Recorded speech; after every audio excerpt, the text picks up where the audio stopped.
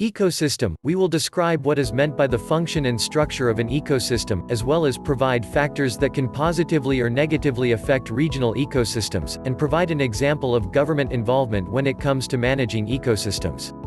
Function of an ecosystem. When it comes to ecosystems, what is meant by the functional element of an ecosystem is the fact that it does not just encompass all the animal and plant organisms in any given area or region, but includes all the interactions between all those organisms, and between those organisms and non-living materials background environment within that area or region. The functional aspect of an ecosystem is about how the different plants, animals, and non-living material work together, or function, as a part of the whole. For example, insects are responsible for helping to break down and decompose the material of dead animals, detritus, into their basic components. If insects disappeared in a certain area, the ecosystem cycle would slow down, or become less functional, because it is missing one of the functioning aspects of its cycle. Structure of an ecosystem. The structure of an ecosystem refers to the number of species that are included in that particular ecosystem, species composition, and to the number of levels, or strata, that are included in it. Trophic structure refers to giving the producer-consumer relationships within an ecosystem. It usually starts out with some plants that grow because of the sun, and the herbivorous creatures that feed off of them. Usually there are other creatures that end up feasting on the smaller herbivorous ones. The plants that are on the first level, or strata, of the ecosystem, are considered autotrophs because they can produce their own food rather than getting it from elsewhere, usually by turning chemical energy to food through the process of photosynthesis.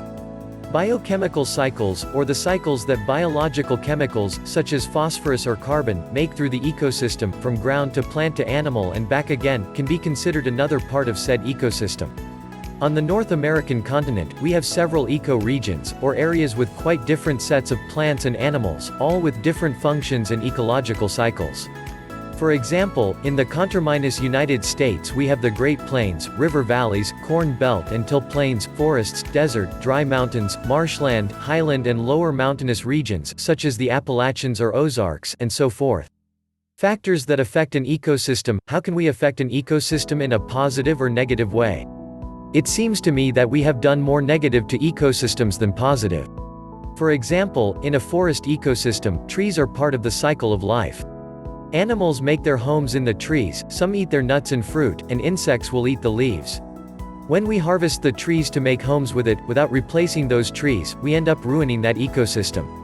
Another example is the using of a chemical fertilizer called DDT on land where we were growing some grains, only to find out that this chemical was stopping the production of eggs from happening in some bird species, almost wiping them out. Yet another example is our replacing large areas of land that was previously in a natural state with urbanization, that is, using it for buildings, houses, streets and highways, and thereby negating the natural ecosystem functions that were previously there. Thank you for watching.